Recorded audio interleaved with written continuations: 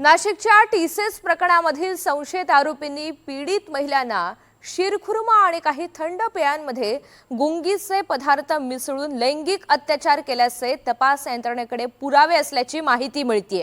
TCS प्रकरणामधील संशयित आरोपींच्या SIT चौकशीमधून धक्कादायक माहिती उघड होण्याची देखील शक्यता आहे। शनिवारी टीसीएस कंपनी प्रकरणामधील तौसिफ अत्तार, दानिश शेख, एजाज शेख आणि रझा मेमन या आरोपींना न्यायालयामध्ये हजर केलं असता 4 दिवसांची कोठडी देखील सुनावण्यात आली आहे।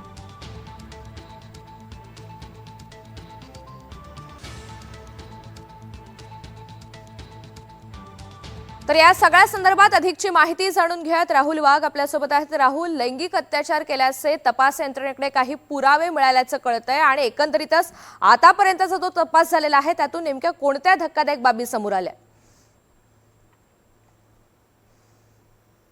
नाशिकमध्ये लैंगिक अत्याचार, धर्मांतरण व विनयभंगाचं धक्कादायक प्रकरण उघडकीस आलं होतं। हे संपूर्ण प्रकरण उघडकीस आल्यानंतर या संदर्भात एका बहुराष्ट्रीय कंपनीमध्ये काम करणाऱ्या 9 पीडित महिलांनी पुढे येत या संदर्भातली तक्रार ही नाशिक पोलिसांकडे केली होती आणि नाशिक पोलिसांनी या संपूर्ण प्रकरणाचा तपास करण्यासाठी एक स्वतंत्र एसआयटीची देखील स्थापना केली होती आणि आता एसआयटीच्या तपासादरम्यान अनेक धक्कादायक खुलासे समोर येताना दिसत आहे। काल 4थ्या गुन्ह्यांमध्ये 4 संशयित आरोपींना नाशिक सत्र न्यायालयामध्ये हजर करण्यात आलं होतं आणि त्यांना आता 4 दिवसांची पोलीस कोठडी देण्यात आली होती आणि आता पोलीस कोठडी दरम्यान तपासात अनेक धक्कादायक खुलासे समोर आलेले आहेत। पीडित महिलांना शिरखुर्मा व थंड पेयामध्ये गुंगीकारक औषध मिसळून त्या ठिकाणी त्यांच्यावरती लैंगिक अत्याचार केल्याचं आता तपासात उघड झालेलं आहे। तसंच संशयित आरोपींची केवायसी तपासून काही आंतरराष्ट्रीय फंडिंग या कामासाठी करण्यात आलं होतं का याचा देखील तपास आता एसआयटी कडून केला जात आहे। तर दुसरीकडे आपण जर बघितलं तर कालच निदा खानीचा अटकपूर्व जामीन अर्ज हा फेटाळला असून तिचे वकील आता उद्या हायकोर्टामध्ये अटकपूर्व